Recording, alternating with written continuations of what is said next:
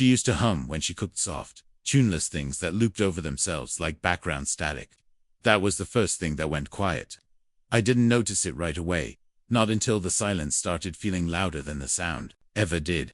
I'd walk in from work, boots tracking invisible dust, and she'd be at the stove, still moving like always.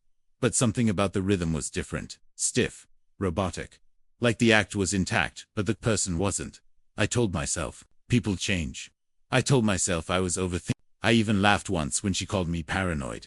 Like it was funny that my stomach clenched every time her phone lit up with a name I hadn't seen before. Her laugh had a sharp edge that used to be soft. "You're overreacting," she said. One night, barely glancing up from her screen, I nodded. I didn't know how to explain that I wasn't reacting at our lie, was just observing. Quietly, like someone watching the sky for signs of a coming storm. But there were no clouds, no thunder, just small things. The way she started showering before yoga, not after. The new charger in her drawer, still wrapped in plastic, even though she told me hers had broken. She stopped asking me about my day, started answering questions with questions. And still, I said nothing. Because I wanted to believe the version of her I had met at 22, not the version sitting across from me now. Thumbs moving fast, eyes darting like guilt could be typed away. It wasn't a moment. It was erosion. Slow, almost respectful. And by the time I realized the ground beneath us was gone, I was already falling. I stopped asking questions because the answers hurt more than the silence. She had a way of twisting things, small comments that made me doubt whether I even deserved to feel suspicious. "You're just bored," she said once, not even looking up. "You're creating drama because your life is empty." And I believed her. Or wanted to. I started rereading old messages between us, trying to find proof that we were real once. Something tangible I could hold against the feeling that I'd become invisible in my own home. We still had dinner, still shared a bed, but the distance between us was a hallway I could never cross. She began disappearing for longer stretches, weekends at her cousin's, late-night drives to clear her head, phone calls she took outside, facing the street like the house had become hostile terrain. I tried to tell myself this was adulthood, that love gets quiet, that people grow differently. But then came the night she erased all our photos from her phone. "Not deleted, archived," she said, like they were files. Like I was a file. I stared at the blank albums when she left the phone unlocked by mistake. Her background was no longer our trip to the lake. It was just black. I asked her if she was okay. She smiled and said, "Of course. You're just imagining things again." That again burned like acid in my chest. It was always me. The paranoid one. The clingy one. The man with too many questions and not enough proof. She stopped touching me. Not just physically, emotionally, verbally. Her voice turned transactional. Requests replaced conversation. Her presence felt like a house guest who overstayed. One day I came home and found the pantry reorganized, everything in airtight containers with labeled lids. I didn't recognize that version of her. It felt curated, like a lifestyle influencer she'd once made fun of. I laughed and said it was impressive. She said, "You never notice the right things." When I stayed quiet, she added, "That's why people leave you." I don't know if she meant it as a warning or a confession, but it landed like a sentence. After that, I began shrinking. I'd sit in my truck after work, engine off, music low, just breathing like it was something to practice. I stopped seeing friends, stopped calling my father.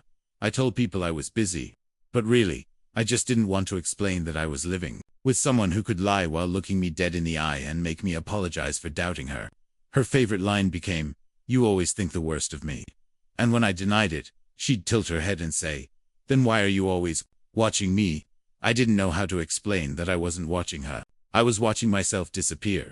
She started locking her phone, started sleeping with it under her pillow like a weapon. And every morning, I'd wake up to a version of her that smiled just enough to pass as real. One night, I heard her whispering, in the kitchen. I got up slowly, barefoot on cold tile, and caught just the tail end. "He still doesn't know," she laughed. A soft, cruel laugh I didn't recognize. I stood in the hallway for a long time, not walking in, just listening, not moving, not reacting. Because whatever this was, this game, this performance, it wasn't mine. I was just the prop dot. It happened because she forgot to close the drawer. All the way, a tiny thing. A sliver of wood sticking out like a bad thought. I'd been looking for batteries, nothing symbolic, nothing loaded, just batteries for the remote.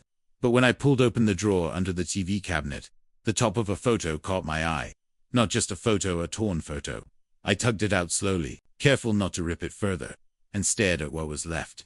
It was her, clearly. The same necklace, the same side smile. But the man next to her had been carefully torn out, the jagged edge tracing right down the middle. Like she couldn't bear to see his face, but couldn't bring herself to destroy the memory entirely. Behind that photo, wedged under a stack of takeout menus, was something harder. A small silver thumb drive. No label, just dust. I didn't plug it in immediately. I just stared at it for hours, letting its weight settle in my palm like it could answer questions I didn't know how to ask. That night, she was gone again, said she was staying over at her sister's to help with a newborn. I didn't argue. Didn't ask which sister, since she only had one, and that sister had moved to Florida last year. When I was sure she wouldn't be back, I opened the files. There weren't many, just 2 folders. One named June. One named Don't. I clicked June. Videos mostly silent, some with sound. She was in them. So was he. Different rooms, different angles. None of them our house. But one had the same lamp we used to own. The one she said she gave away to Goodwill because it looked cheap. I stared at her face, her voice, her laughter.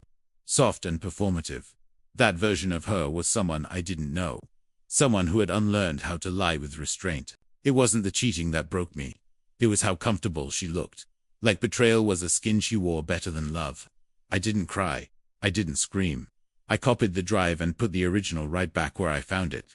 The photo too. Torn edge facing down. When she came home the next morning, humming again like nothing happened. I poured her coffee, kissed her cheek, and said I was thinking about repainting the bedroom. She smiled. Blue, she asked. I nodded. We had never talked about blue. I started writing everything down. Not on my phone, not on my laptop, on paper. Real, quiet, untraceable paper. I kept it in an old paperback novel no one touched, wedged between pages I'd dog-eared years ago. She never read. She said books were too slow. I started tracking her lies. The ones I could prove, and the ones I couldn't. I made notes of where she said she'd be, then quietly confirmed when she wasn't. I saved every voicemail she left, even the ones that seemed innocent, especially those because the calm ones were always used as cover. I bought a small red camera one, with a blinking light that could be turned off, but I left it on. I wanted her to see it eventually, to wonder how long it had been there. I didn't want confrontation. I wanted documentation. Not for revenge.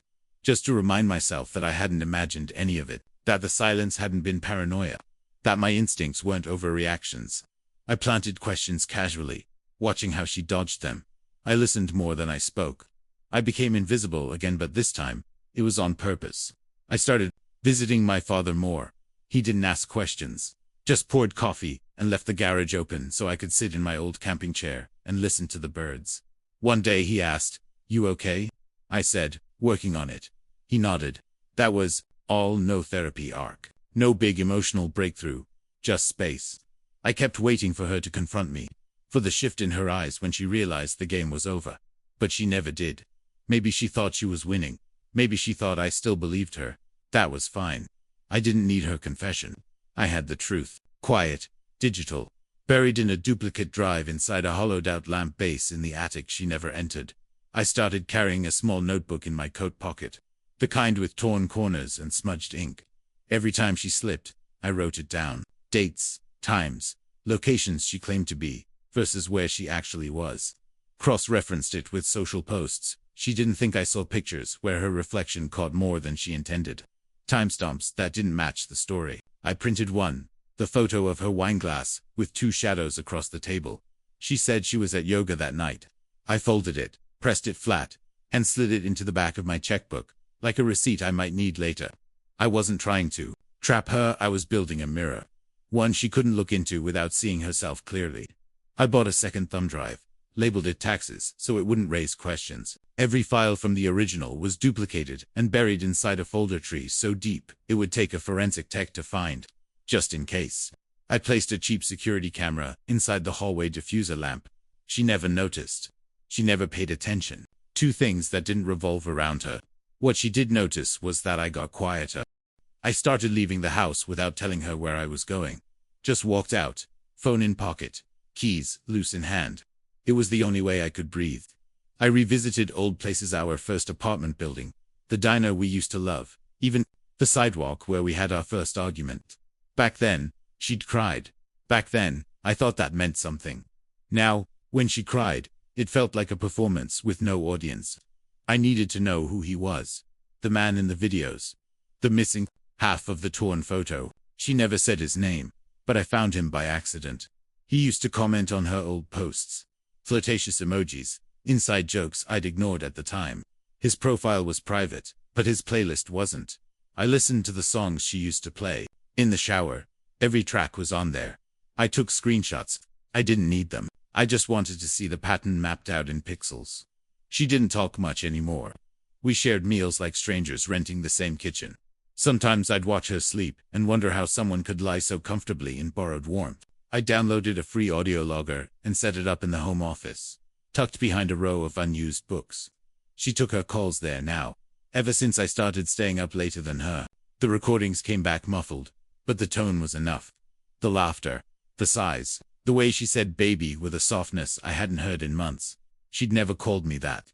Not even in our best days. One night, I caught her typing on her laptop in the dark. No light, no sound, just the glow of the screen. I stood at the doorway until she noticed. She minimized the window, smiled casually, and said she was working on a project. I nodded, walked to the kitchen, opened the fridge, pretended to care about the expiration date on the milk. When I came back, the laptop was shut, unplugged, gone. A week later, I found her draft folder. She didn't log out properly. I wasn't even looking. I was just moving files onto the cloud when the tab reopened itself. Her unsent messages were like journal entries. One said, "I think he knows, but he's too weak to do anything." Another said, "If he leaves, it'll make this easier." I didn't copy them. I just stared, memorized the punctuation. I printed a photo of us from years ago, when we were still a sand, taped it inside the hallway closet. I didn't know why. Maybe I wanted a ghost to witness what came next. I wasn't planning revenge. That's not what this was. I just wanted the truth to exist somewhere outside my head. Proof that I didn't break this, that I didn't hallucinate. The betrayal, that my silence wasn't weakness. It was patience, practiced like a ritual. It ended with a knock on the door, not mine, hers. I watched from the hallway window as two plainclothes officers spoke to her, clipped and polite. She didn't resist. Just looked confused, then annoyed, then something like fear. Not because of me. Because of the man she trusted more. Turned out he wasn't just a liar. He was already married, and under investigation for fraud. The videos I'd archived, some of them were taken in rentals booked under false names. He'd been flagged months ago. My anonymous tip didn't start the fire, it just added oxygen. They didn't ask me for a statement. They didn't need one. The drive I mailed anonymously to his wife spoke louder than I ever could. She tried to come back after that. Said she'd made mistakes. That she was confused. That I'd always been safe. Safe, that word again. As if loyalty was boring. As if being dependable meant being disposable. I didn't yell, didn't accuse. I just stood there, watching her mouth move, and thought about how silence had always been her greatest weapon. I let it be mine too. I didn't take her back. I didn't scream. I just closed the door slowly. She stood there for a moment, then walked away like a chapter ending without punctuation. My father came by the next morning. Brought a bag of groceries, like he used to when Mom left. Said nothing. Just nodded at the open windows. The quiet music. The half-painted wall I never finished. I didn't tell him everything. He didn't ask. We watched a movie that night. Something old and black and white. After he left, I sat on the floor and opened the hollow lamp. Took out the drive, held it one last time, then snapped it in half. I didn't need it anymore. Truth didn't live in files. It lived in memory. And I remembered everything now, not just what she did, but who I became because of it. I got a dog the next week, named him Echo, because he listens and never lies. She said I was overreacting. I said nothing. Now the silence speaks for me.